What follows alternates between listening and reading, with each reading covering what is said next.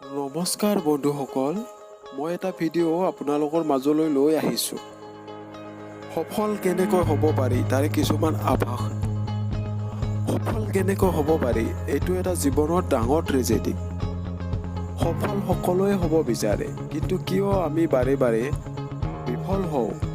মই আজি কিছুমান এনেকুৱা কথা ক'ম যিখিনি আয়ত্ত কৰি হয়তো আপোনালোকেও জীৱনৰ যিকোনো ক্ষেত্ৰতে সফল হ'ব পাৰিব। বন্ধুসকল, সকলোৱে কয় মোৰ হাতত পইচা নাই, মই কেনেকৈ পঢ়োঁ, কেনেকৈ নিজৰ বিজনেছ আৰম্ভ কৰোঁ, মই কেতিয়াও ডাঙৰ মানুহ হ'ব নোৱাৰোঁ, মই বহুত দুখীয়া হয়। আচলতে দুখীয়া তুমি নহয়, তোমাৰ মনোবল দুখীয়া হয়।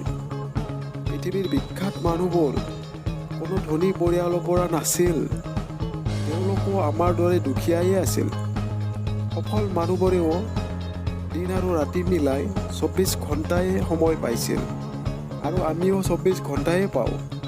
কিন্তু পাৰ্থক্য এটাই আছিল, তেওঁলোকে সময়ৰ সৎ ব্যৱহাৰ কৰিছিল, আৰু আমি শুই নহ'লে ভাবি চিন্তিয়েই সময়বোৰ শেষ কৰি দিওঁ।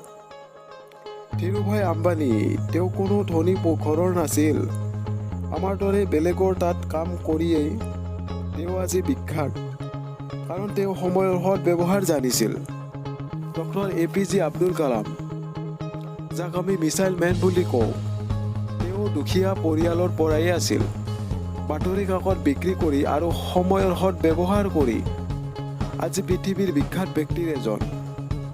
ভৱিষ্যতৰ সপোন বা জীৱনৰ উচ্চ আকাংক্ষণ এদিন দিঠকত পৰিণত হোৱাটো নিৰ্ভৰ কৰে বৰ্তমান সময়ৰ সৎ প্ৰয়োগৰ ওপৰত।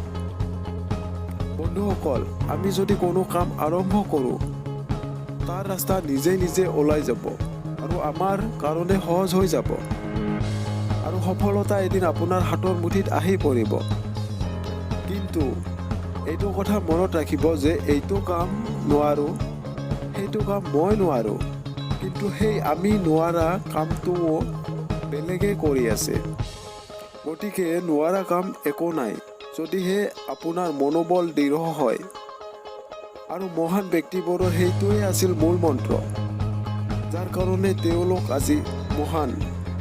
বন্ধুসকল, যদি আপোনাৰ এনেকুৱা লাগে যে বহুত কষ্ট কৰিও বিফল হৈ আছে, তেনেহ'লে আপোনাৰ ব্যৱহাৰিক জীৱনশৈলী অলপ বেলেগকৈ ভাবক। আপুনি এই কাৰণেই সফল হ'ব পৰা নাই, কাৰণ জীৱনত কি কৰিব লাগে সেইটো নাজানে। নিগেটিভ চিন্তাবোৰ বাদ দিয়ক আৰু নিজৰ লক্ষ্যৰ প্ৰতি ধ্যান দিয়ক। যদি আপোনাৰ জীৱনটো আপোনাৰ লক্ষ্যৰ প্ৰতি আগুৱাই যায়, তেতিয়া আপুনি এজন অসাধাৰণ ব্যক্তি হৈ যাব। একমাত্ৰ মনলৈ পৰিৱৰ্তন আনিয়েই আমি আমাৰ গোটেই জীৱনৰ ৰূপ সলনি কৰি দিব পাৰোঁ। ভিডিঅ'টো ভাল লাগিলে লাইক কৰি দিব, আৰু মোৰ নতুন ভিডিঅ'বোৰ পাবলৈ চেনেলটো ছাবস্ক্ৰাইব কৰি দিব, কাৰণ মোৰ ভিডিঅ'বোৰে আপোনাক জীৱনত আগুৱাই যাবলৈ মনোবল বঢ়াব।